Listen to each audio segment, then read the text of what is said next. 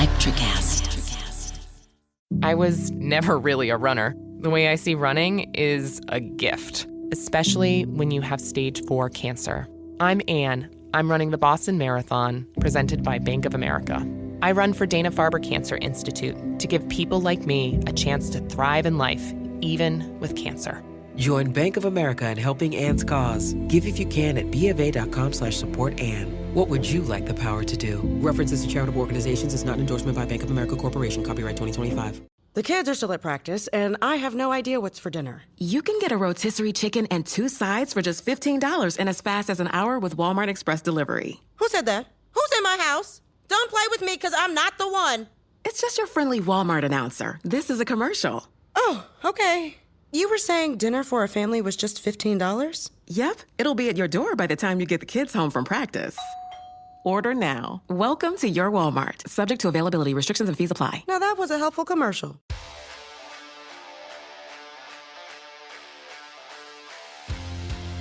Hello, welcome to Missing the Point. This is actually a live.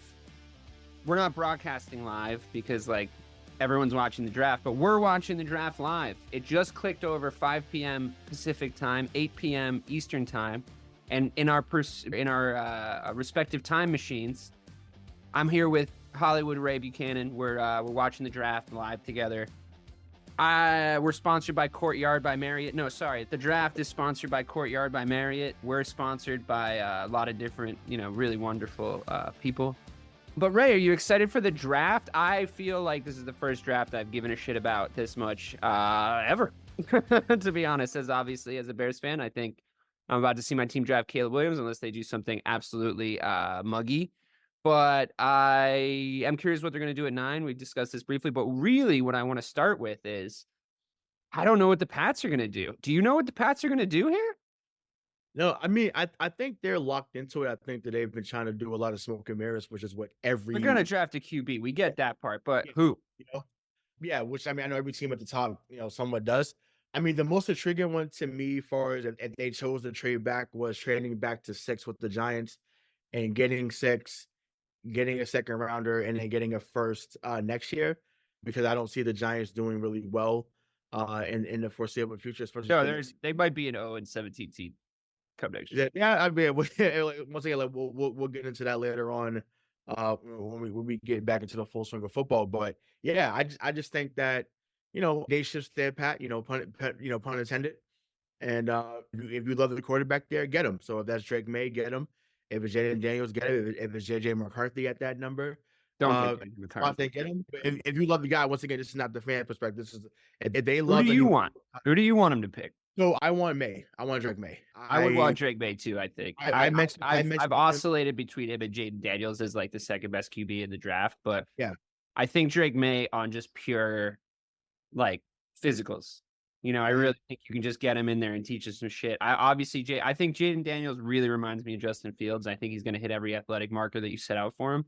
He's a little skinny, but I don't see him in New England. It just doesn't make sense to me in my head. Does that make sense to you? Drake Maye just feels there was a time when I would have been okay with it, because as someone who watches the SEC pretty closely, because I am a Florida Gator fan for college football, he gave us, in the words of LaShawn McCoy, crazy work. He went off on us, and I was like, well, that would look nice in Foxborough, him running for 150 and throwing for. He had some great weapons too. I mean, that program was really, really great. I think there's a lot to say for that. I just mean that to make you feel better about Florida. I feel like LSU gave a lot of people a lot of work over the last couple of seasons. Yes, exactly. But yeah, that game in particular, I was sick to my stomach. I was like, wow, he's really doing whatever he wants to do.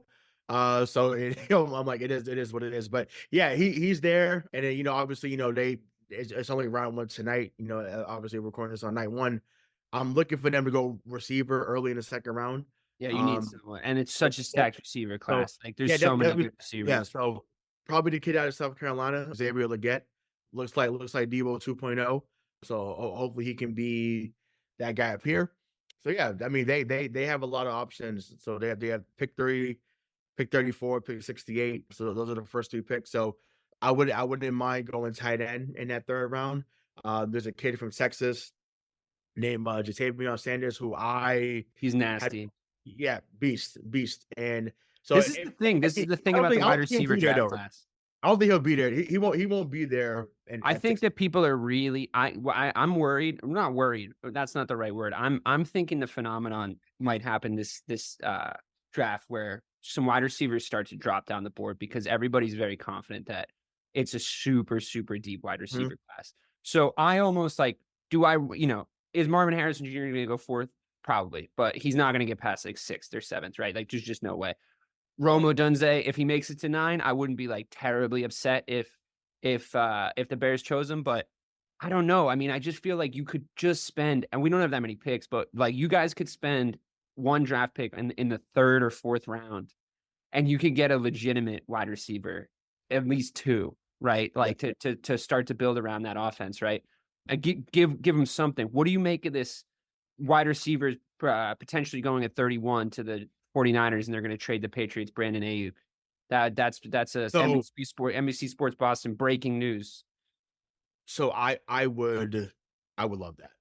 Obviously, right? I mean, obviously, yeah, right? That would be ideal. Like obviously, like that to me, I put that in the pipe dream category. So whether it's getting Ayuk, whether it's getting traction, bro. Yeah, T. Higgins also is someone that they franchised him, I think so, in Cincinnati. So I think he's off the table. Did they? I heard he was agitating for a move. Oh, I don't know. I thought they maybe they say a franchise receiver. I don't know, but because for the franchise receiver it should be Jamar Chase. But I get it. Like, he's very good in his own right. But I mean, he's another guy that we've been asking for up here down at Route 1. But I don't know. They have options. I mean, I know they went after Calvin Ridley. But they didn't place a big enough bet. Yeah, dude. Listen to this though. I mean, that's what it is. I don't know what's going on over there in Cincinnati, but their Pro Bowl defensive end Trey Hendrickson requested a trade yesterday. And then right at the same time, pretty much, T. Higgins requested a trade. So there's a lot of motherfuckers trying to get out. I mean, I don't want to go crazy here, but does that tell you that maybe they know something about Joe Burrow's injury that we don't know? I just think that it's like maybe Cincinnati's not looking to pay them. I don't think it's that. Because I mean, of course, who in their right mind wouldn't want to play with Joe Burrow? You know what I'm saying? I mean, but Trey Hendrickson, it's like what? Like he's like a stud edge rusher. Just pay those guys now. Like he's due $15 million a season. That's not crazy. I mean, it's not low, but it's not insane. You can make that work. I mean, if Joey Bosa got the money he got, I always love seeing Goodell getting booed. I'm a little worried the Bengals aren't running that organization correctly in order to get the most out of their fucking all-star quarterback, to be honest. I mean, fine by me. I mean, let's come. But isn't it great to see Roger Goodell get booed? It's awesome, isn't it? It is awesome. I'm really enjoying that. For no reason, Eminem is there. I guess it's in Detroit, and right, Detroit, yeah, his on song, and he's just been really into football lately, I guess. Like he's really getting involved. Probably because the lines got better. But right. Here we are. He's immediately given credit, like a little bit of street cred to Roger Goodell that he has not earned. He's like, right. Check out my friend Eminem, everybody. Right. We're definitely totally friends. I mean, they're guys, right? So I feel like I mean, to me, they missed an opportunity. Maybe they couldn't pay him enough, but I was like, for them not to come out to lose yourself is like it's criminal. Like come out to lose yourself, like that. How do you not come out to that? He's probably bored. He's probably bored of hearing it. Listen, as a fan, I'm like, I need it. Inject it into my veins.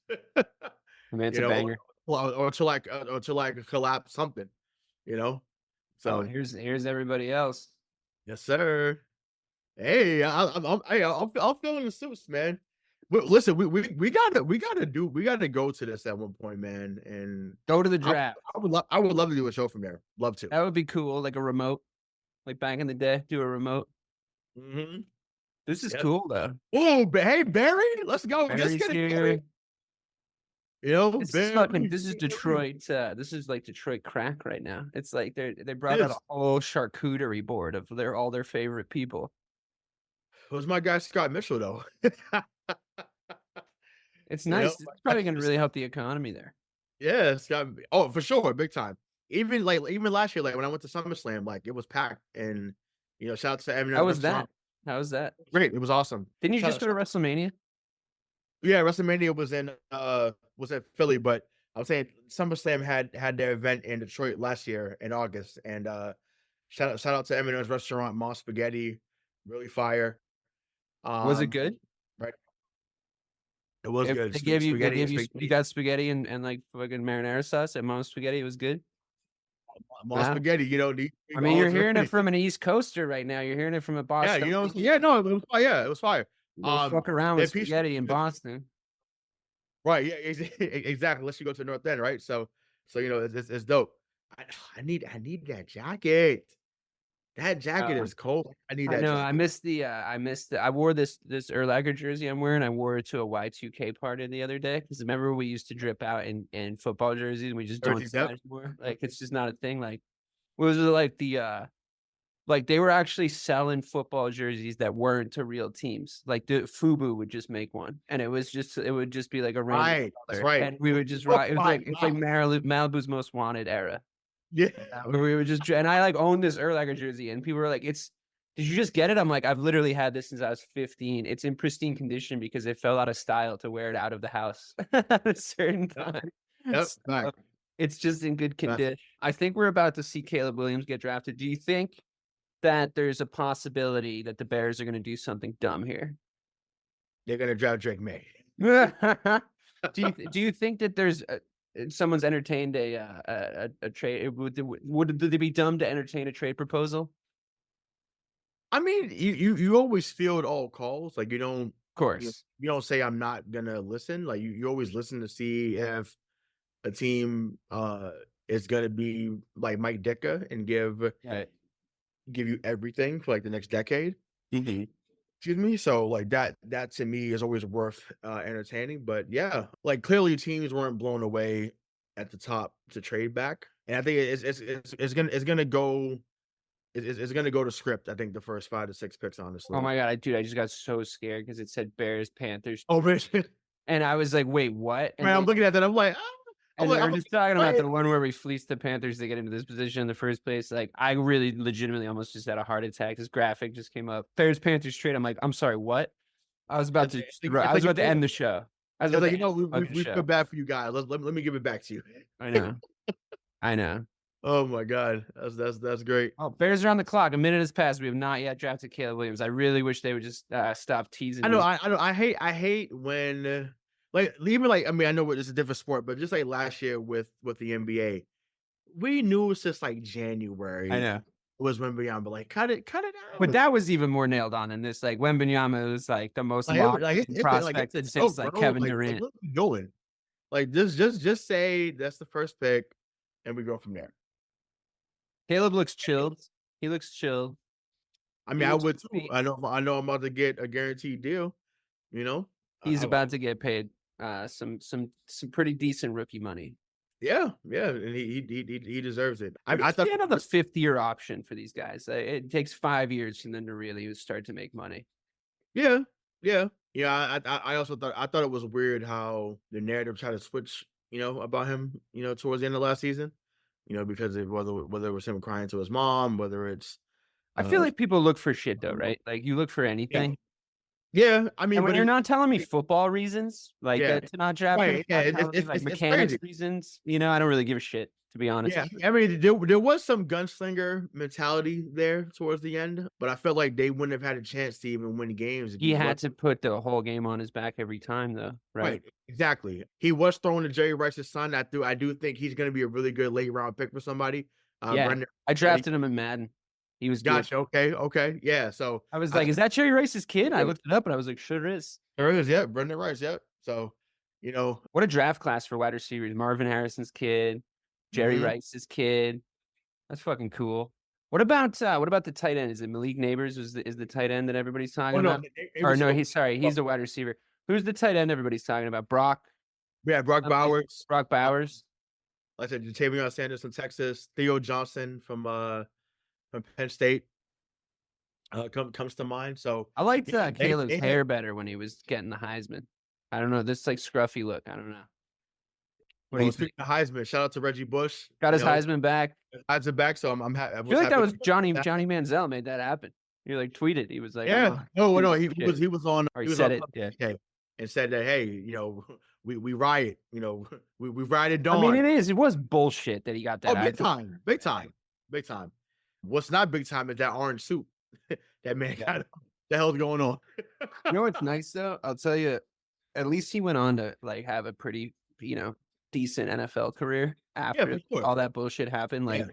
if he would just kind of faded away, like we wouldn't be talking about his Heisman like robbery right now. I mean, he's the best college football player I've ever seen. What Yeah. about Tim Tebow?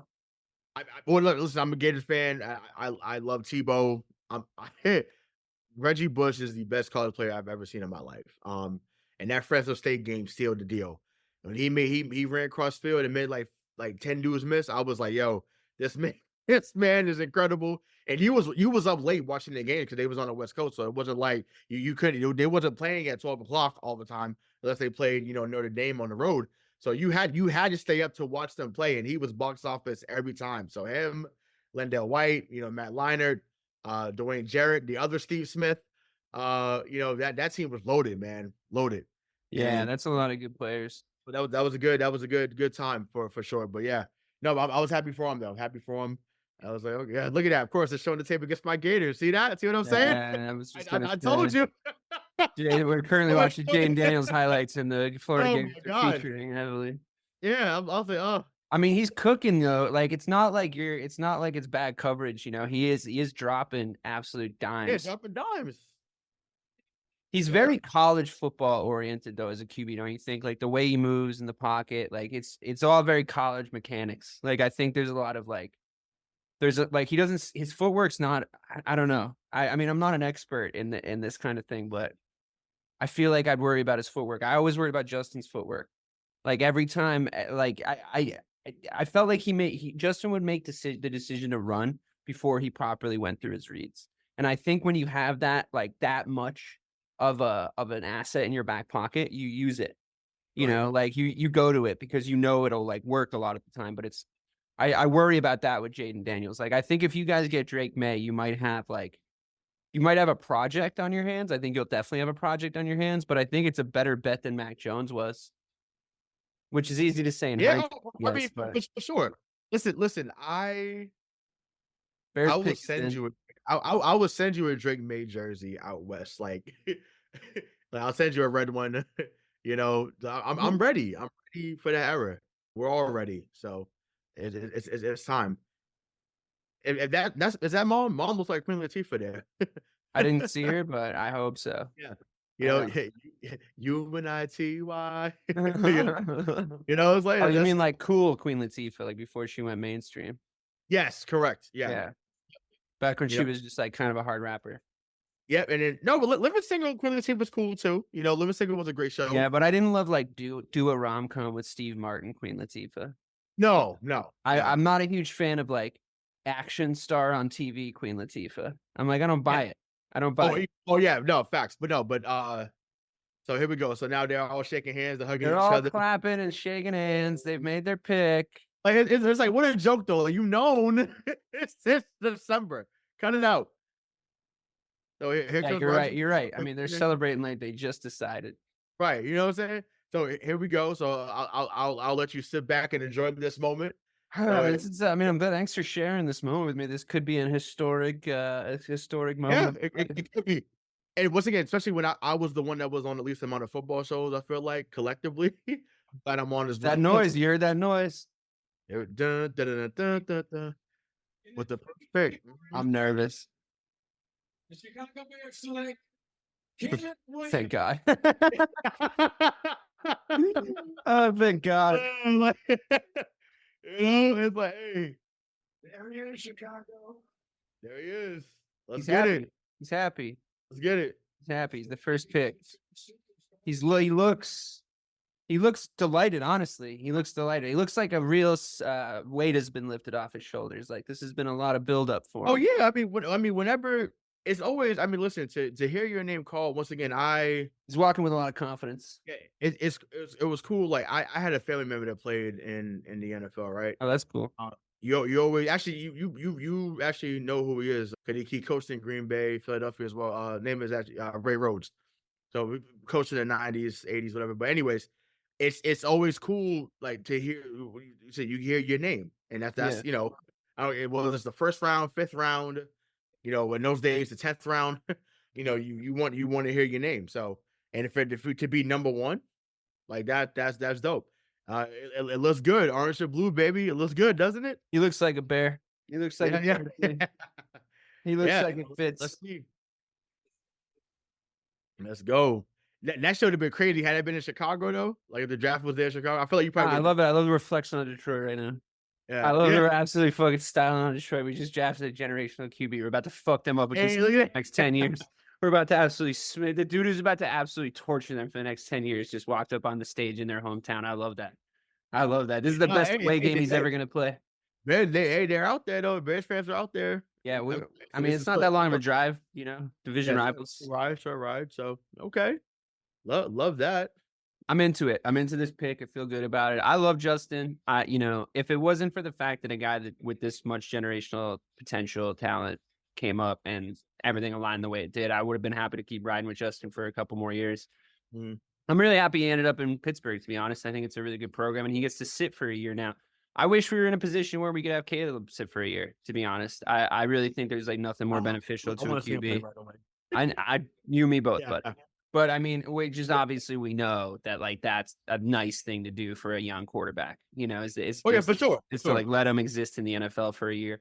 So there's ways to cheat it, and I think the way to cheat that is you get him a fuck ton of good players. And they did a really smart thing, I think, by improving our backfield with DeAndre Swift. He's a receiving option, sure, but he's also like, I think he's going to be able to. He just was with Jalen Hurts for however many years. Like he's going to be able to run these option plays with Williams. I don't think Caleb's going to run a ton in the NFL. I think he'll be like improvisational when need be.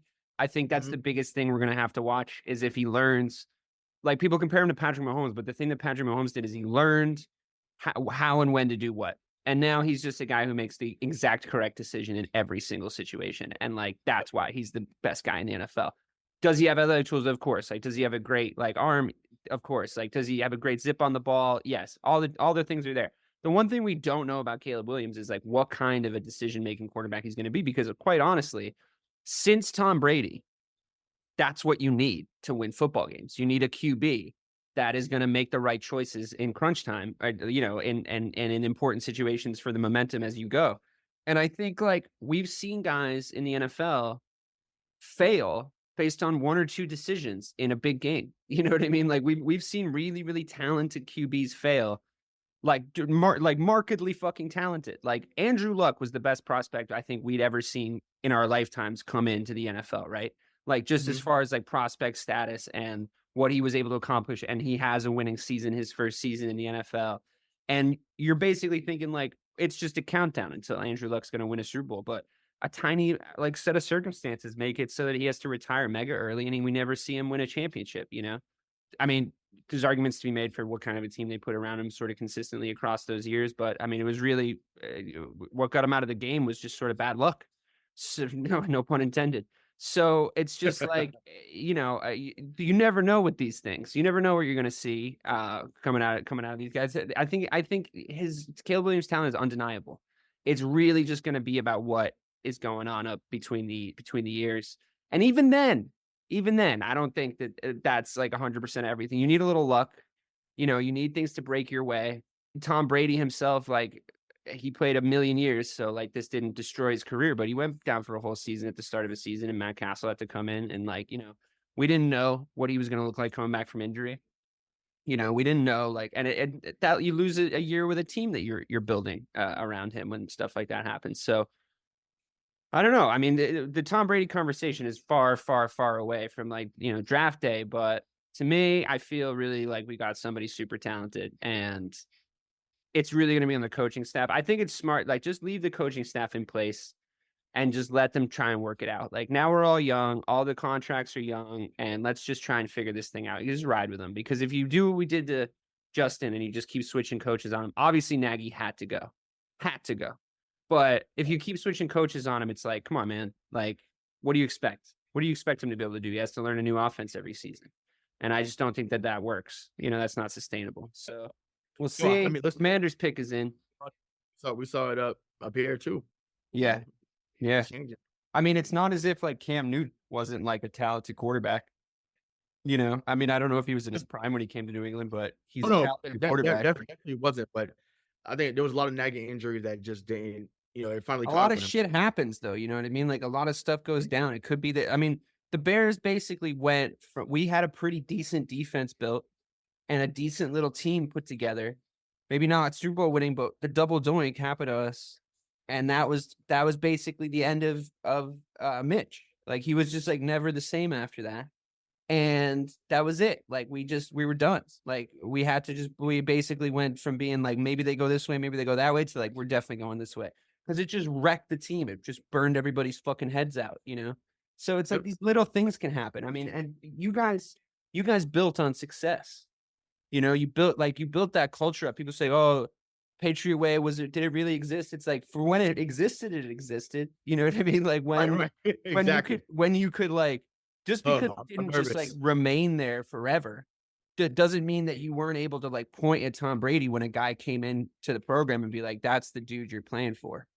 Right. You know, and like your standards immediately go up. You build on right success, you build on fucking failure. All right, let's see who the I'm nervous right now. It's gonna be Jaden Daniels.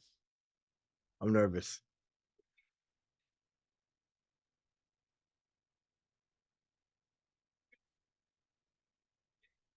Told you. Jaden. Oh, Drake Maye, you are a Patriot, baby. Let's go. Woo! Oh my God. You're Hey, happy then, I gather? look, once again, I didn't be cool to get him, but I'm like, listen, Drake Maye, you are a Patriot, baby. Let's go. Oh my God. Love that. But listen, Schefter had reported it a couple weeks ago. He was like, look, he was like, get ready, Commanders fans, to get the JD jerseys ready. So Yeah, this Yes, is pretty sir. obvious too, I think. Everyone seems pumped. yep, the Robert Griffin comparison is gonna happen right away too. You hear his dumbass though, every week, still doubling down on that take of like the Bears should, or Caleb Williams should do an Eli Manning and not go to the Bears. It's like, bro, it's legitimately the best situation the number one pick has walked into, like maybe ever. Like, what are you talking about? Yeah. Like, Yeah. why would he possibly do that? That would be so stupid. Like, there's so many good players on this team now. Yeah, I'm happy for Jaden Daniels, happy for him. I think that, like I said, yeah, he's gonna look good. Chocolate City, let's ride. Yeah. So who do they have though? They kind of they traded away a lot. Yeah, they got Terry McLaurin, dude from Ohio State. It's good. He's good. If like I said, if Curtis Samuel could be what he was before he got there, then he's a good option as well. But yeah, I mean, listen, Dan Quinn is going to be a run first guy. That's just how he runs an offense. So it made sense today when they got Jaden Daniels here at 2. He's gonna put some highlights together for us this year, I think. Oh, for sure. See some breakout plays. Yeah, Looks like he can take a hit too. Yep. So we'll see. So all right, New England's on the clock, baby. Let's go. Let's go. I doubt that they'll be in there hugging each other, but they may. We'll no longer see Nike the dog. I don't know, man. The culture is different now. You got Jerod Mayo as your coach. It's not Bill anymore. It's time to start accepting that things might be different. It might be a hugging environment now. They might just be huggers now. You don't know. Listen, well, it might be touchy feely. Patriot Way, Oh. Patriot Way 2.0. Share the love. well, they better share the love and drop Drake Maye at 3. That's the line. I mean, I'll tell you this. If Bill Belichick was still your head coach / GM, whatever happened, you'd be sitting there shitting yourself that he was going to trade away this third overall pick for some. Listen, he for sure. Like he would have traded with Minnesota and got 11 to 23. He absolutely would have done that. Absolutely. And he would have got a tackle at 11 and a safety at 23. That's what he would have did. And so, I just thought that those guys were, had a lot of value there. I was thinking there was a chance the Bears are going to trade one for Herbert. Oh, pick us in, did it? Let's go. Pick us in, did it? Pick us in, baby. The new era. It's a new era in New England. Come on, let's get it. Yeah, that's great. All right. Honestly, everything's going as expected so far. So Yeah, I mean, I yeah, predict yeah. I predict this is going to be Drake Maye.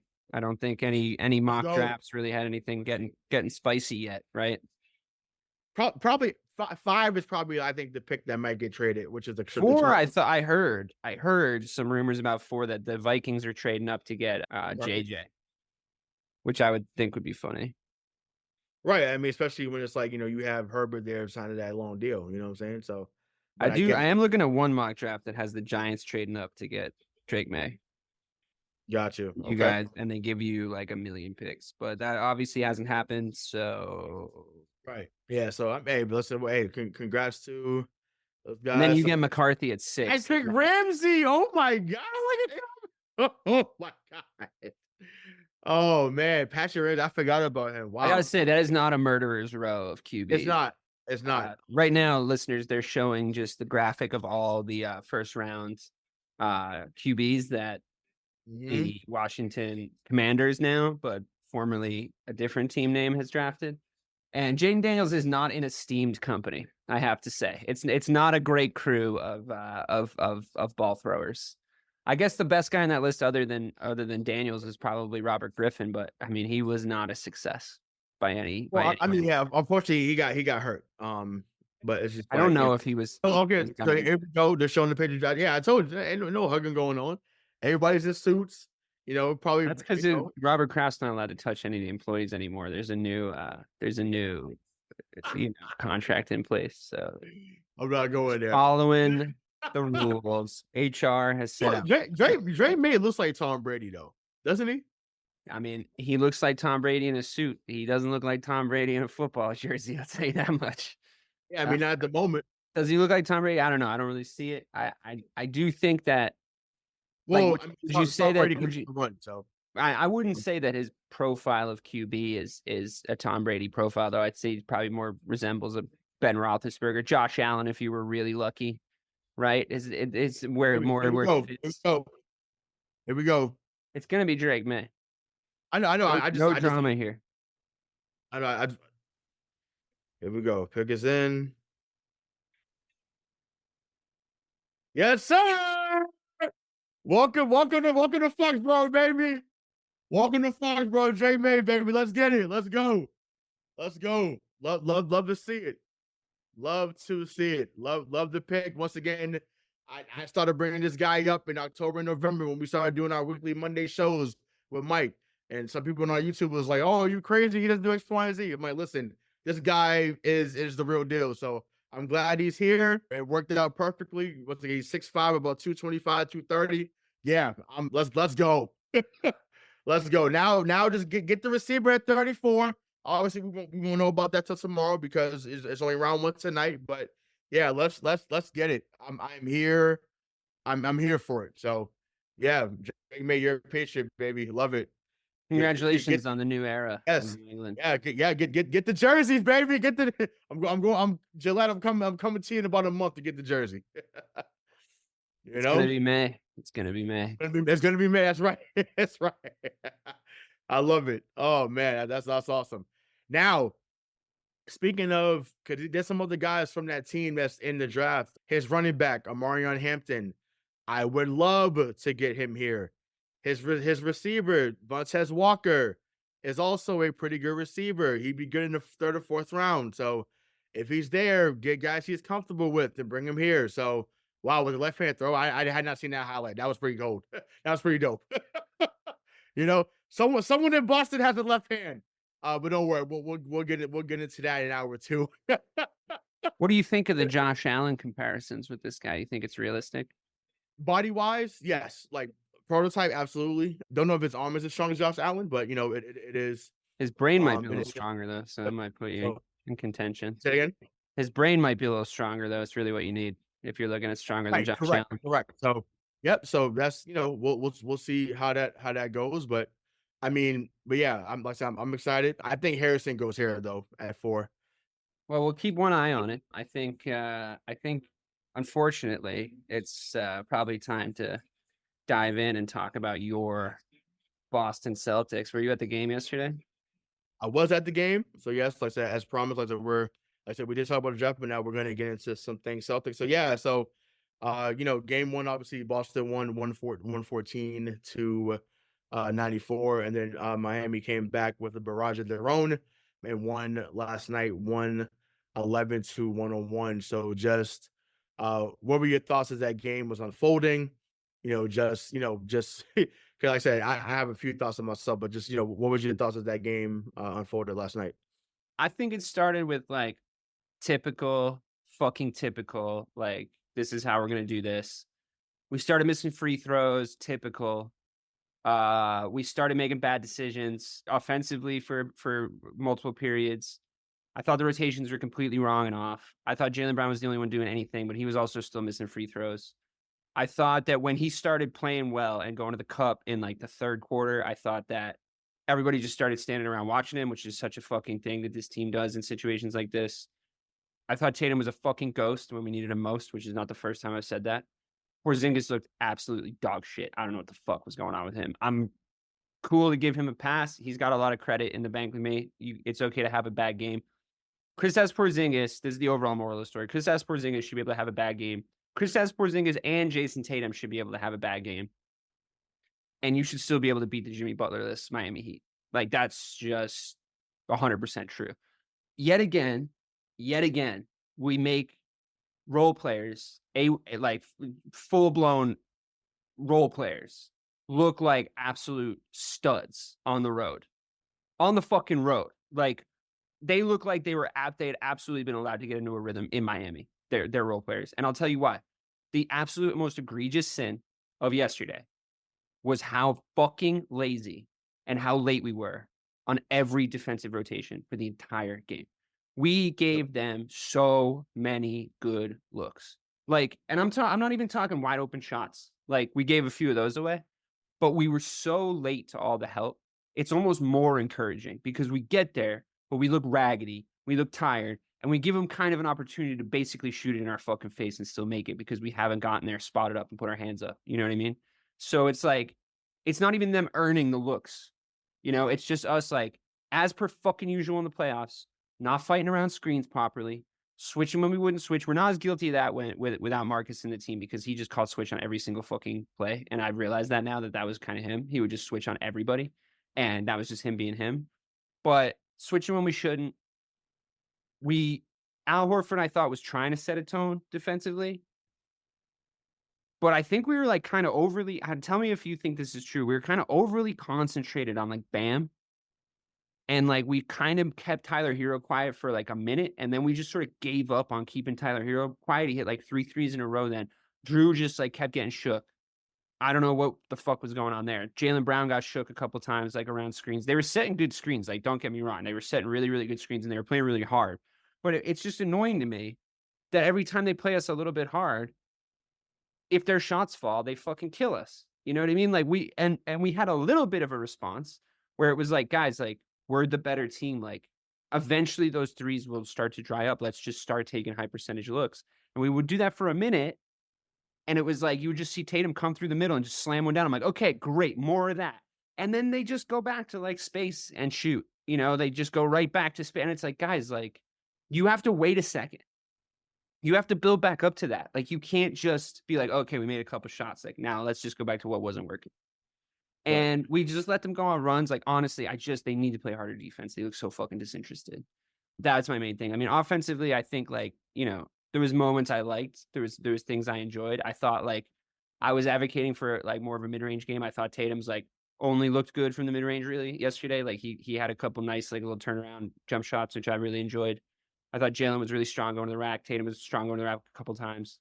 But again, they do that and they clear out Porzingis, and it's just like, dude, just get him closer to the cup and let him start. And granted, he wasn't doing that great around the cup either when he was there, or defensively, I don't know. He looked a little sluggish, a little tired. Maybe, I don't know. Maybe playing Bam Adebayo is probably kind of hard. I get that, but they should be canceling each other out to a point where we're just killing everybody else on the team. And honestly, it was embarrassing. It was an embarrassing loss. There's no two ways about it. I mean, maybe they'll just come back and smash them 3 times in a row now, twice in Miami, and then bring them back home to Boston and beat them. But it creates a ton of worry. It creates worry about our home team, our home performances, and if that's going to rear its ugly head again. our ability to manage series and like not let them get away from us, our thing with the Heat in particular, like all this stuff starts to rear its ugly head. You got to really tamp that fucking down like immediately. And we haven't done that now. Now we have a lot of more questions than we have answers all of a sudden. And it's too early in the playoffs to be doing this. Listen, I know. I mean, listen, Celtics Twitter went. I mean, when I say it went dark, it went dark. You would have thought we lost the series last night, and It was a pretty embarrassing loss, though, Ray. I mean, absolutely. But I think I'd rather, and once again, because I believe that they're going to go far into the playoffs, I'd rather have this type of loss now than deeper into the playoffs. And I'm sorry, yes, people wanted to sweep Miami, of course. With or without Jimmy, you want to sweep them. People can't say that guy is the best coach or one of the best coaches. Actually, no, people say he's the best coach in the league. You can't say he's the best coach in the league and think he's not going to at least get one. Like that to me is insane.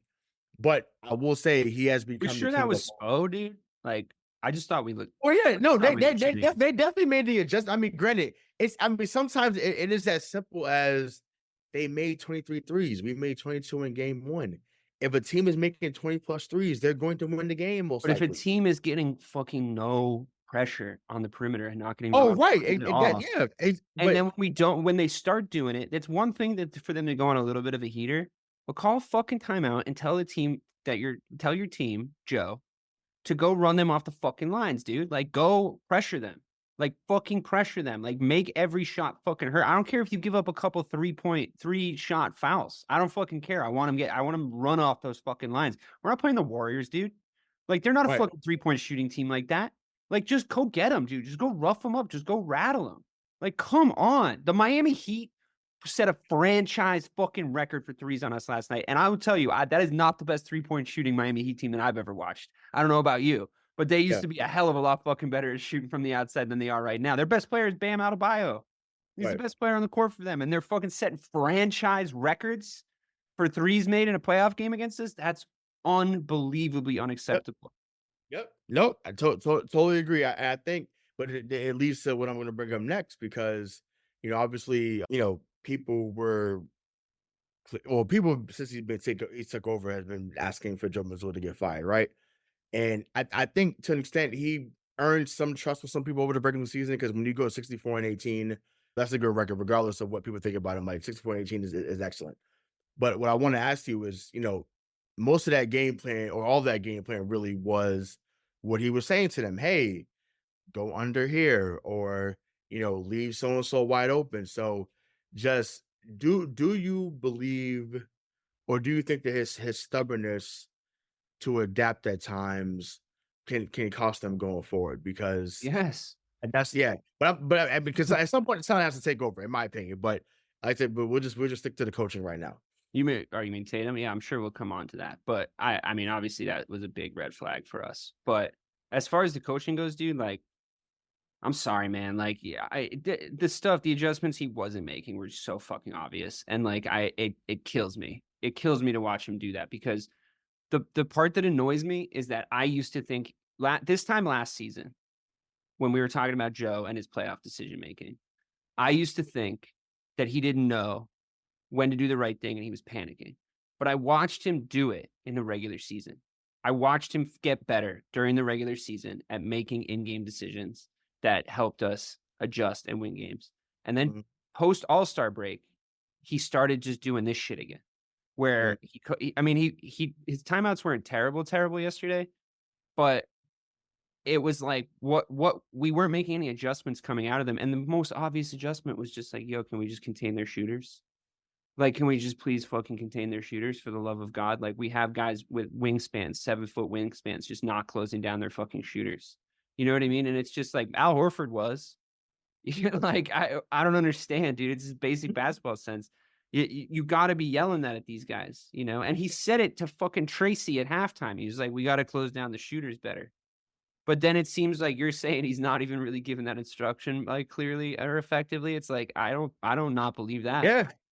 But it's got to be something because it's like at some point it's just like how. But my thing is, how do you even? And I get it because maybe it worked a little bit better in game 1. I get that, but Game 1 just came to us though. Like every shot fell.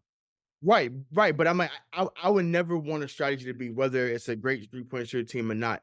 I would never want the strategy to be, man, let's just see if they miss it. No. Oh, Hey, never do that. You'll not, get cooked on a that's not, given night. that's not how it should be. So I'm not feeling that at all. So from that standpoint, like, yeah, things definitely do got to change. Once again, I did not jump off the deep end like some did. And once again, I still firmly believe that this team will make a amazing run and get back to the championship round. I really do. But And that's not what we've been talking about though. I agree with you there. It's just that their frailties are yeah, the same frustrating frailties that have been there for like a long time now. And yeah. I think No, I don't know if you want to move on to Tatum yet, but like yeah, we can. there's things that really scared me about his game yesterday. Like really scared me. Well, what scared me, not even scared me, what pissed me off, he was on fire in the first quarter. And Joe Mazzulla says, let me take him out. That, and that this is not just Joe Mazzulla, this is with any coach. That burns a hole in me like no other. You gotta When let you're, him cook. this is not You gotta this let is him cook. this is not a January game, against Detroit. It's not. No. It's the fucking playoffs. Yeah. You ride till the wheels fall off. Yeah. Especially these first 3 games, you had 2 days off in between each time. So if you could have went full Tom Thibodeau and played Tatum 48 minutes. Why not? Why not? Who cares? Why not? Yeah, Who it's the cares? They playoffs, would've it's laughed fine. and said, oh, you needed 4 days. Who cares? It's the fucking playoffs. You're up Also, 2 I would days. just argue. If Tatum went fucking ballistic in the first half, and I was like, know. he gave it to him. I know. And he really cooled down so hard. And I just think, and then it was a wrap by the time he should have been getting anything going. But to be honest, like I agree with you wholeheartedly. I don't like to see him come off when he gets hot. I think he is obviously he's talented enough to. I wouldn't reduce him to saying he's like a heat check player or like or a volume player or anything like that. But like he does, like all basketball players to a certain degree. Like you got to let him cook. And I would argue that if you're a fan upset about the idea of him playing 48 minutes, it's a lot more minutes to play 7 games. You know? Right. It's just play 4 games. If you play, I bet every NBA player will tell you they'd rather play 4 games of 48 minutes and then get a week off. I guarantee a week and a half if you're the 1 seed. So, to me, it's just like just win all 4 games, dude. I don't care how you do it. We're in the fucking playoffs at this point. It's just it is what it is. Like his body better be ready. Like Yeah. at the end of the day, like you should be far- playing up until playoff momentum for your physical fitness. So he should be able to play 48 minutes a game. He's always been the most durable on this team. Always. So I'm not hearing that you need to take him out. And once again, he should be playing 42, 43 minutes. Period. Like, and once again, because you can always tell with him when he starts off like that, you're like, okay, like it could be one of those nights. So he had 10 in a matter of 2 minutes, and I'm like, oh, okay, we're getting that guy tonight. Let's go. And then once again, 5 minutes in, you take him and Holiday out. Like it's just like I don't stop. I don't know. To me, I got burned up by the Holiday sub too because him and Jaylen Brown were creating this great like 2-man defensive trap for anybody trying anything in the corner. Did you see that? Like they had a couple turnovers, just the 2 of them like playing off guys. They tried to get it going again in the 4th, and it just didn't really work because it was like they kind of the spacing was different at that point, but they were playing genius. The confidence was through the roof at that moment. Genius 2-man defense they were playing. It was like fucking great to watch. Yeah. You know what? Unfortunately, was strangely the turning point of the game is Drew missed a pass because we got the ball. We turned the ball over twice, to ourselves at the end of the first half, and Drew missed the pass to Jaylen in the corner for like the last 3, and Jaylen was hot. He was about to sink it. He was going to sink it 100 times out of 100, and he just overfired the pass. And then when that happened, we came out in the second half just cold as ice, dude. Like everything was just fucking up. Like Porzingis was like rebounds he would normally make, like without even like you'd already be looking down the fucking court, in these rebounding situations, and he was falling over. You saw those like moments. He's like slipping and falling, and I'm like, oh my God, it's just not our night tonight. It's really just not our night tonight. And maybe we could just chalk it up to that. Maybe that shit just happens. It's like, all right, so that anyone can lose a game of basketball. It can happen to the best of us, right? It's not even like 96 Bulls won every single game. So, I Right. just, I Wait, don't know. okay, Just so wait, worried. hold on. I'm glad I'm glad you just said that. The 96 Bulls lost games in the playoffs. The 2016 Warriors who had the greatest fucking regular season of all time. Blew a 3-1 lead. Well, you blew like it's like and I get it because we're not as invested, so it's like, well, we don't care about that. We care about our team, but it's like, yo, there's no perfect way to win the championship. The goal is to advance. And once again, and I want to actually We literally almost got knocked out in the first round in 08. It's right, but that's so I'm saying. So are the 08 comparisons fair? Because people's like, well, that was a different team. I'm like, no, they literally was on. I mean, granted, they smacked Atlanta in Game 7. Yeah, Atlanta fucked was them more up in Game talented. 7. That Atlanta team was more talented than this Miami team. I'm like now. I said, are we really having revisionist history and saying that we thought that Atlanta team was more talented? Now, granted, Joe Johnson. It turned out that Atlanta team was Joe Johnson would have been the best player on this Heat team right now for sure. Don't get me wrong. Young Al Horford, I get that, but it's like don't make it seem that team was 37-45. Like, don't make it seem like they were world beaters, and I was like, they were just really athletic, and at that time, we could not do anything against teams that were athletic. Like, that was our kryptonite. If you was athletic, you had a shot against that Celtics team. And it was like that the whole time during the KG era. So, but once again, the goal is to advance. Like, is that's the goal. So I don't know. To me, I think it's too much. I get the concern, I get the frustration, but I just want to say, like I said, I'll say this again as when we close out the show at the end. If you're off the bandwagon after last night, as Jaylen Brown has said all year, please stay on that side. No, obviously you don't. Not that's always you. I'm saying, but to Celtics Twitter, to those that's been on there, what you're saying, this team can't do. They'll never figure it out. They just never learn. So they play so dumb. If and when they go through and win 3 and 4, and then obviously close out next Wednesday, I don't want to hear a soul about, I knew they had it. Fuck that. You got emotional. You thought it was over after game 2. So just stay there. I don't think anyone's saying it's over. That would be ridiculous. That would be an absurd. If you're right, I wish I could have shared most of the tweets I saw last night. Like, people were really off the deep end. And once again, there is not too many that's more emotional than the man that you're listening to right now. But even I, like I said, was I mad about the loss? Of course. Of course. But I'm like, I can't see. No, that's what I'm saying. I'm mad about the loss. I can't see a team. I can't see the team out East beating them 4 times out of 7. Once again, you may get a game here and there. Once again, there has never been a team to go 16-0 in the playoffs. Never. There's never been a team to go 16-0. Once again, the 0-1 Lakers was the closest thing. And then, like I said, some guy named Allen Iverson said, not so fast.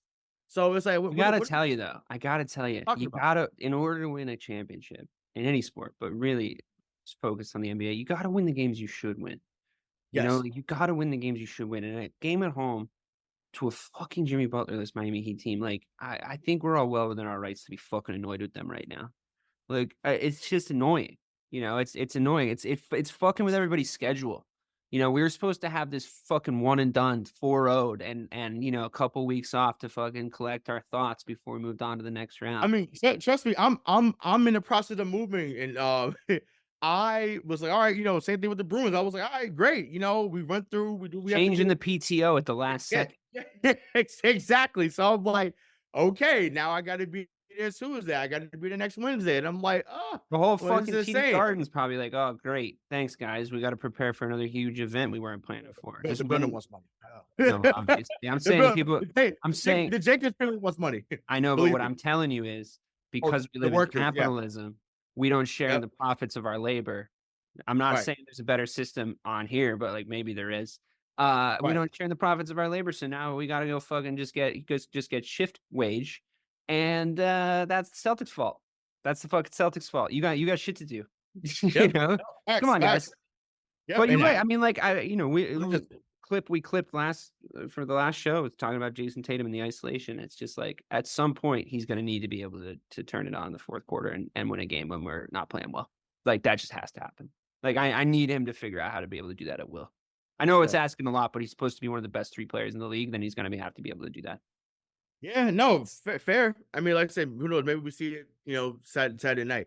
Because, like I said, we're not getting into too much of the Bruins, but people were. I know this because I was there. People were pissed at the game too.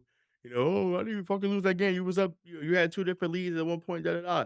Well, they came to Toronto last night and they doubled up Toronto. They beat in their house. They beat them 4-2.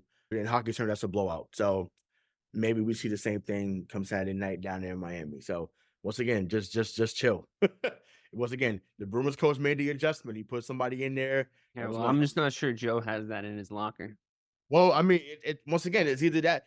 And Brad's not this guy to say this, but I'm sure maybe Wicker said it, and if he has, then he should. Your job is on the line. And once again, I don't think he should be fired. I want to be clear about that. But you don't think if he loses to the Heat, he should be fired?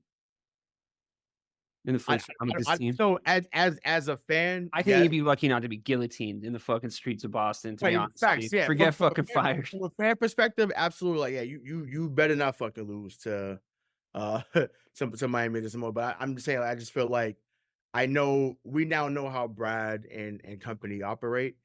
They believe in continuity. Then they're not getting rid of him at this moment. What I could see happening, which is something that you've said in the past, either you promote somebody from the coaching staff, or what Grossbeck does what Mickey Arison did to Pat Riley years ago when they fired Stan Van Gundy, and he said, "Pat Riley, this team is close. You go fucking coach him." And I think maybe Wick has a conversation this summer. If they don't win, the worst case scenario, he goes back to Brad and says, "Hey, I know you've done a hell of a job. You need to get back down that sideline." You remember how bad it was with Brad though at the end? Like the players quit on like 100%. That 2021 team, once again, Jaylen Brown ended up being out. You lose to Brooklyn in the first round with Kyrie Harden, and like Brad. When I look back at it now, Brad made miracles out of certain teams that shouldn't have had no business. Oh, that's obviously that's why we're so mad. Yeah. That's why we're so mad, because we're like, damn, we got this far with less, and we can't, so that's really what I think people are getting upset about, and I totally get it. Totally get it. But yeah, I don't know. To me, the adjustment part, like I said, that has to be made. I want to go a little further with Porzingis too, right? Because he had the worst game of his Celtics career. Obviously, 1 of 9, 4 points, 6 rebounds. They had a couple of steals or whatever. But what do you think was the biggest difference for him from game 1 to game 2? And how do you think he gets back on track for game 3? I think they were playing him really physical, which I think was probably the right thing to do from a Miami perspective. But I also think and I hope that he doesn't make a habit of this, but I think, and I've first seen this happen to players. I mean, it's just, sometimes you just have a bad game, like to me, that's kind of just what it looked like. Like he just couldn't catch a break, like everything he tried just wouldn't come off. His rhythm was off. He then just started to try to force it a little bit, but he didn't do that too much, like, which I appreciate. Like he tried to just get back in the game a couple of times. Like he wasn't playing hero ball or anything. And then, like, when he finally started to just try to do the easy stuff, like, that shit wasn't coming off for him either. He was just trying to get in around the bucket, trying to make easy layups and stuff, and he, like, couldn't even figure that out. He had a couple moments where he could have had, like, second chance points, and it was, like, any other night, like, he touches that, and it just falls in, but it, like, just rims out, and you're just like, oh, dude. Like, he was the epitome of why a big part of me, I'm mad at them, don't get me wrong, but I think why a big part of me sort of thinks like maybe it just wasn't our night and those things happen, because he was the embodiment of that. Like it was just like, oh man, it's really just not your night tonight, Kristaps. Like it's just really not your night, dude. So yeah, I'm like saying, I don't know. I mean, but they're all shots he normally makes. You know what I mean? Like right. it's not like he was going crazy. So I'm like, damn. I'm like that many. The turnaround wasn't working. And once again, they, like I said, they were definitely more handsy, as they said. Like they. Like, cause the play I think you brought up earlier where, they threw it into him, he got fouled there, but obviously in the playoffs, they're not gonna call that type of foul. If you're So relying on that, though, no, of course, no. I'm saying, but it's like I think because they knew, okay, the refs are gonna slow their whistle a little bit more. Let's just see if we could toe the line, and we're gonna toe the line until they, they say otherwise. But what I won't be what's the word I'm looking for? Uh what I will say I'm upset about, I should say, I'm sick of the illegal screens. I'm fucking over it. I'm Yeah, sorry. they were definitely setting Sorry. some screens that were It's like definitely a little sketchy. it's every fucking year with Bam, he gets away with murder with those illegal screens. Once again, hell of a player. It's With, because he does it around the corner every single time, so it's, like, harder to see, I think, from the referee's perspective, because he's screened from the line guy.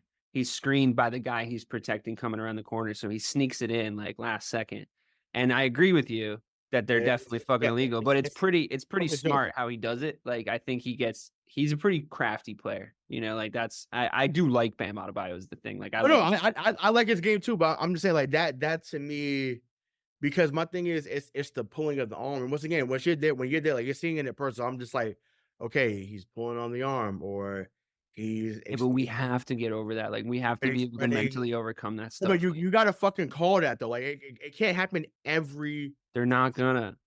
They're not But gonna. not, but every time. And once again, and once again, I'm not clamoring for him to get fouled out. I think you don't come to see him get fouled out. That's not what I'm saying. But give a call once or twice a game where it's like, don't fucking do that shit, bro. Because if you do, it's gonna get called, and then now you're on the bench, when you should be out there for your team. So that's kind of how I see it. But it is what it is. But like I'm I'm over it, and it's just like it's insane. So so we talked about KP, talked about Jalen Brown, talked about Jason Tatum, we talked about Missoula. So just obviously we know the series decided one apiece. Game 3 is on Saturday night. So just what are your keys to the game going into Saturday, and then just what's the biggest adjustment that you want to see? I Or just want to adjustment? start well. I want to start well. I want to set the tone. I don't want to let them in. I don't want to. I don't want to be in a battle with Miami in the fourth quarter. I want to go out there and do what I think that this team can do, which is light a fire really, really early and have the game just get away from the Heat, because their game plan obviously yesterday for game 2 was like, just keep yourselves in it for 3 quarters. Like, just stay in the game. Don't let them get hot. Like, don't let them go on runs. Like, chip them, get in their way. Like, don't let them get going. And then we'll see if we can win it in the fourth. And it worked because we let them make it work. Right. I want our game plan to be rock solid, and I want our game plan to be instituted from the jump, literally from the jump. But then again, in saying that, like, what I would be saying to them in the locker room if I was Joe is like, you got to just put that one out of your minds, guys. Like, you're still the players that you were before that game. Like, let's just go out there and show it. Doesn't matter where we are. Obviously, we need a response now. So I'm looking forward to that influencing our away performance, because we have to win. We have to win game 3. And what I would be saying to them as Joe right now is like, listen, the expectations on you are the highest they could possibly be. There's no like wiggle room at the top anymore. There's no more you're young or we haven't quite got the pieces or whatever. It's like, you have no excuses. So if you go out there and you try to hide on that court, everyone's going to see you, everyone's going to point at you, and everyone's going to know that you tried to hide. You got to rise to the occasion here, guys. You are the better team. And as long as you don't shrink from that fact, then we can go and get the job done in the way that we need to go and get the job done. Don't let this scrappy, well-coached team get into this. The talent has to prevail. We have to let ourselves play. Let the game come to you. Don't think about it. Get it out of your head. Just throw it out of your head. Just play your game. If everybody just plays their game to a man, we will win every single game we play against this team. Just get out of your heads. Just get out of your fucking heads. So with that, I just hope that they can get there, because we've yet to see that. Right. Yeah, no. So I share some of the same sentiment. Like I obviously want the strong start. I want the ball movement to come back. I think that's something that they when they're on, the ball is It skipping was around. there in the first quarter. Yeah, no, it was. Yeah, exactly. And even that's why I was even encouraged. I was like, man, like Miami started out hot and we was only down 1, right? Like I was like, okay, like they blitzed you. I had the same exact thought. I was I was literally like, "Oh my okay, god, we're cool. I not was even like, playing that well," cool. and we're And like, actually better they than you. responded because the second Yeah. quarter they found a way. Jalen Brown got caught fire. And I'm like, okay, here we go. Like, they weathered the storm. And then At obviously that point, I was just thinking, "Oh, it's a JB game. That's all. right. Like, we're Yeah. just gonna I have mean, one of those." listen, yeah, he had 33. So I mean he was awesome. Yeah, you can't Uh blame him for that loss for sure. Yeah, no, not at all. But I get it. Obviously, that just if anybody else has showed up. Once again, Derek White had did his thing a little bit in the fourth quarter. That's another thing I'll get into too before I give my my other adjustments. I said it the other night on the show that Derek White was becoming our Derek Fisher. The man just makes shots when it mattered, and Yeah. he did last night, right? Like just the kid. And I heard that he's gonna lie about his kid's eye to move away from Boston, so he's really like Derek Fisher, like, they're like the same person. Just kidding. He's gonna stay here forever. Go ahead. So I'm just like, man. So it's just like, wow. So sorry, as a quick aside, wow, Michael Penix goes to Atlanta. Wow, okay, that's the first shocker on the board. I feel like, That's pretty surprising. yeah, So we could potentially draft Roma Dunze right now, right? yep, yeah, there you go. So yeah, we'll stay on to that, but yeah, I just think that ball movement, more attention to detail when it comes to the rotation, as you alluded to earlier in the show, and just whatever it takes, man, just whatever it takes to get the job done. Like I'm saying, there's not an excuse. Once again, if everyone's healthy, it's not an excuse. Just get in there. You play hard. Even if you play hard for not even the full 48, if you play hard for 45 minutes, this game is over because you just still win by 10 to 15. So be more intentional with the passing. Be more intentional with going to the basket, and be intentional with your spacing. So if you do all that, then you should be victorious on Saturday night and on Monday, like point blank period. So they definitely got that. So Also, then it's series over. right, We come back to exactly. Boston, series over. So we Right, did correct. 4-1 and we win the game. We win the series in 5. And then you can look at it and say, like, well, we won that series in 5. If you had obviously everybody wanted a sweep, but if you had offered me 5 games at the start, I would have taken it. Right, correct. Like a little gentleman sweep, and not really, even though because we lost at home. But like, yeah, I would have taken 5, no problem. Right, and once again, unfortunately, they like I said, they went 6 last year with the Atlanta Hawk team. Like I was more put it like this, I was more mad at game 5 last year than I was at the game last night. If that makes sense. I was pretty mad. Guys just they got stupid hot. Like you're not beating somebody when they shoot 23 fucking 3. It's not happening. You're not beating them. I'm sorry. No, you're Um, not wrong.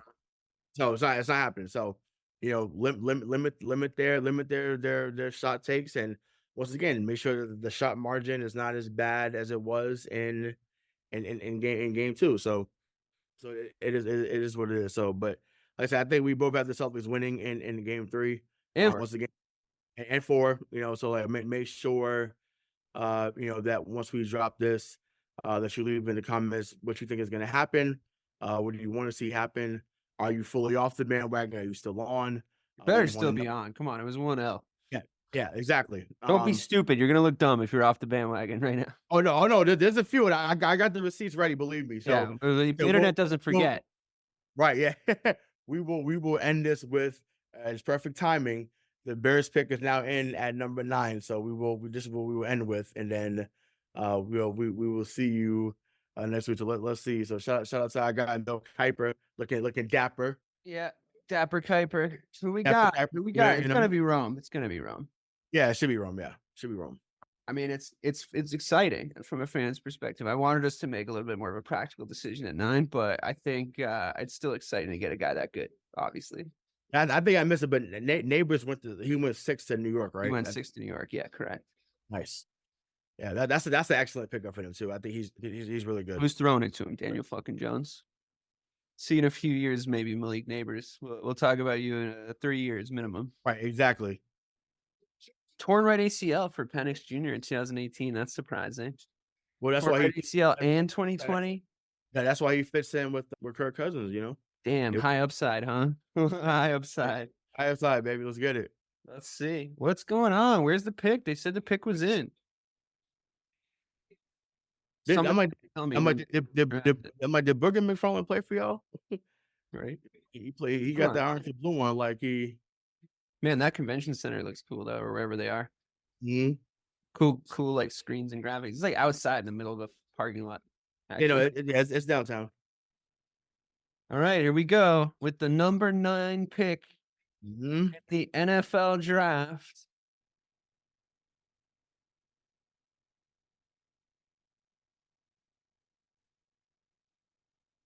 Here we go. Come on, Wednesday. Rod. On Tuesday. Here you go. Yo, Nice. our offense is fucking stacked. It is Sir. absolutely stacked. This is the best Bears offense that I've ever seen in my life already on paper. Okay. Quite frankly, we're absolutely shredded from top to bottom. Like our offense is fucking absolutely dripping in talent. It's crazy. And they all seem cool as fuck. I hope they all go out, have a cool steak dinner or something soon. Yeah. I mean, this is an exciting time. It's an exciting time to be a Bears fan. Now we just got to see. I'll tell you this. They've left Caleb Williams nowhere to hide. If you can't come in and do it with all these guys, then you're not the guy that everybody said you were. So, like, let's see. Right. Correct. We're still going to be run heavy. We're obviously still going to be run heavy. That's how the Bears play. It's how this offense is set up. Is run the ball and stop the run. That's always been the Bears' philosophy. Got our first trade. So New York traded back one spot for. So they're getting JJ right now. The Vikings are about to have JJ McCarthy so at 10. So this is what we'll end with. We'll end with this here, and the Vikings are about to trade, and like this is a great day for me because I know this is a bust. So I'm really happy that they're about to do this. This is awesome. And then just keep in mind, like I said, we just say this at the beginning, but if this is your first time listening, make sure that you hit that subscribe button. Follow us on all social media platforms. Once again, we're getting back in the game right now with that. So follow us on MTP_pod on Instagram and on Twitter /X. And make sure you hit that subscribe button on YouTube because we are dropping more content for that ass. So make sure that you so let's get it. Some content on that ass. Content on that ass, baby. So make sure you get locked in. So I love that. So yeah, come on. Let's see what Minnesota picks. We know who you're gonna pick right now. So come on, I like to see the Bears jersey get held up. Mm-hmm. I mean, honestly, even if Caleb doesn't work out at this point, like we're so fucking stacked offensively, like just bring in old hands. Like see if Russell Wilson flames out halfway through the year. Just like fuck it, Russell, just come in. You've always wanted to come to Chicago. So I think they'll draft JJ now. I think the Jets are gonna draft Bowers from Georgia. That's a good pickup for them. That'll make them a lot better, actually. I don't know what Rodgers is gonna look like, to be honest, but yeah, but I mean, this could potentially be a winning team next year. You don't know for sure. So we will see. So come on, Minnesota, so we can wrap this up. It's like Minnesota. Hey, you got Rome. Rome doesn't talk the way I thought he was going to talk. He got that new Jack City suit on though, man. Woo! What a movie! Am I my brother's keeper? Yes, I am. Have you seen King of New York? Yes. Fucking such a good movie. Just like Christopher Walken and fucking Lawrence Fishburne going bananas in New York City. It's fucking great. So good. Same thing with that movie Hoodlum too. That one's a good one. That's a great one. Yeah, Bumpy Johnson. Yeah, You seen Ghost Dog: Way of the Samurai? I have not seen that. Dude, you got to watch that movie. I was that. It's Forrest Whitaker literally thinks he's a samurai. You get it all here on MTP. You get sports. You get great movie references. I mean, you got to watch Ghost Dog. Jack of all trades, baby. Ghost Dog's a little weird because it's a Jim Jarmusch movie, and all Jim Jarmusch movies are a little weird. But it's Forrest Whitaker at the peak of his powers, just living in the hood and practicing the lifestyle of a samurai. It's fucking sick. You have to watch it. You'll love it. I promise. Everybody loves it whenever I recommend it to people. Prime Forrest Whitaker. All right, we got a commercial break. Trust your film knowledge there, so I will definitely have to. I promise you'll like it. I promise you'll like it. You just got to give it like a nice quiet space to actually watch it. Text me the title again when we're off there, and I got you a link. What's your streaming service of choice these days? I've been heavy on Paramount Plus, but I don't know if they have it. Paramount Plus is good. This one's on Tubi, which is free. Love that. If it's free, it's for me. I'll send you a link. This is good podcasting right now. Me sending you. Great podcast. Great podcast. We're giving somebody else a recommendation too that hadn't heard it. So if you haven't heard of it or haven't seen it, so Oh, I hope everybody that was that watches now, Ghost Dog. It's a fucking fire film. yeah. Now is that so now I'm looking at the bottom of the screen. So the guy you was talking about from UCLA, Latu, that's his name, Lot Latu. two, yeah. That's the guy. So Is he got what? The Vikings just take? Oh no, you're just. no, I'm saying like he was in the best available, so I was like, I just couldn't remember his name. But I now wanted him. I'm not upset with Rome though. I mean, our wide receiver room is absolutely outrageous right now. So yeah, I mean, shoot, getting to learn from Keenan Allen, it's gonna be. I mean, what bridge players we have? You know what I mean? Like, it's unbelievable. And also, we got a good secondary tight end too. Like Cole Kmet had his best season last season. Mm-hmm. Like, I genuinely think we might actually be able to win football games this year. It's going to be so exciting. That's been so long for me since I've watched that happen. It would actually make it worth it to get Sunday ticket. You know what I mean? Come on, Minnesota. Just take JJ and laugh at you and sign on. It's some damn TV timeouts. Come on. That is what's happening right now. It's a commercial. Yeah, I hate it. But it's okay. They got a good movie referral in that time process. So, See? you know. And you did. The fans should be happy about that. Man, listen, they just showed that picture of Buffalo. Shit, if I'm Buffalo, I'm drafting like 4 receivers this draft. I know. Gabe Davis gone. You trade Diggs. Like, I'm just like, man, Oh. What are they going to do next year? Yeah, I guess they probably. I don't know. I mean, you know, it becomes wide open again. I'll tell you that, because they had a hold on the division since, you know, Brady left, but there's no way they have a chokehold on it now. And once again, Aaron Rodgers is a wild card, you know, because you don't know where he's going to be coming back from that injury. So, what do you think that what's his name? Fucking Harbaugh's strategy was, like, bigging up McCarthy to everybody, just get him to get drafted higher, just because he was probably. I thought maybe there was a chance that that the Chargers trade out and you know, trade the number 1 overall pick or Herbert to the Bears for 1 and just get JJ at 1. I thought that there was a world where that might happen. It would have been pretty absurd, but I don't know. He kind of convinced me for a second that maybe he was really, like, actually going to go get his guy from college. You know, maybe, but he's got Justin Herbert in there. That would have been the right choice. Like, I'm glad they went tackle there with them. Not for a minute. I'm talking for LA.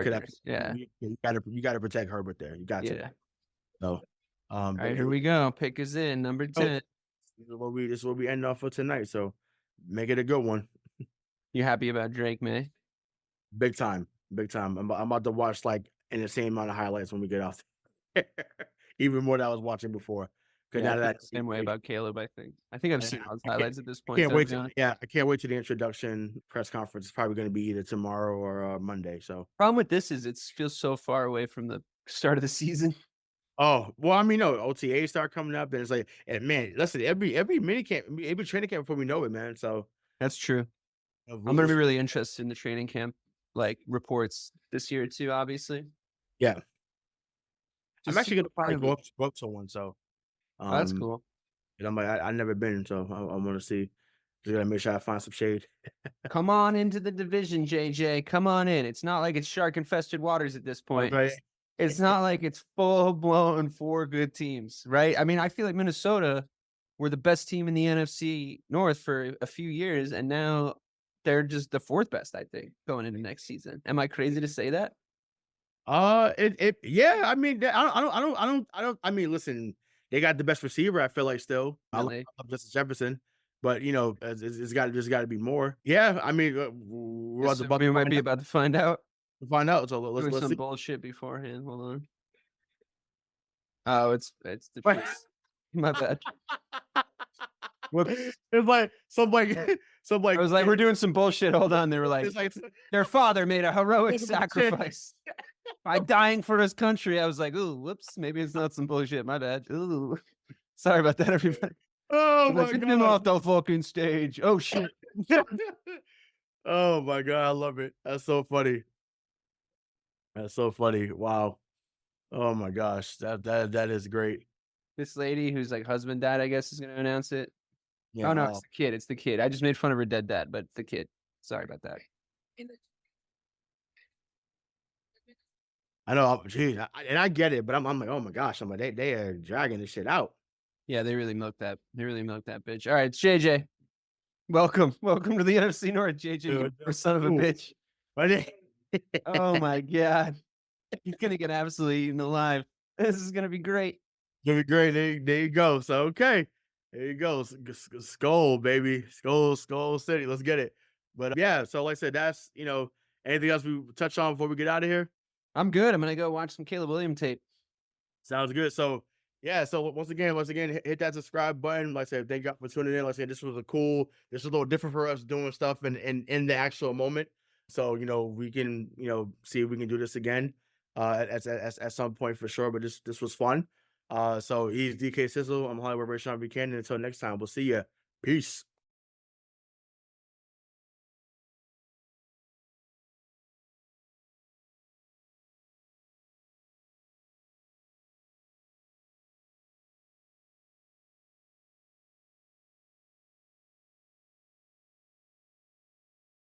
Hi, I'm Sherilyn Fenn from Twin Peaks. What did you do on your last Saturday night? Did you hear something? Toilet paper. There's nada. The reserves have gone dry. People are hoarding it. I should have done that. They're all out of hand sanitizer at my Target. Mark, when did you last watch the news? We are getting reports of forced quarantines in China, Japan, and now Italy. You're cutting onions in half and putting them around your apartment. Yes, exactly. It kills the COVID. Excuse me? Let's go, get in. Vamos, rápido. Have you ever driven one of these? Never. I'll drive, ladies. I've got the keys. Excuse me, I'm lost. I'm looking for my wife. I got turned around. Join me, Eric Roberts, Jennifer Elise Cox, and Ed Asner for The Last Saturday Night, an Electrocast podcast. You'll love it. Electrocast. Electrocast.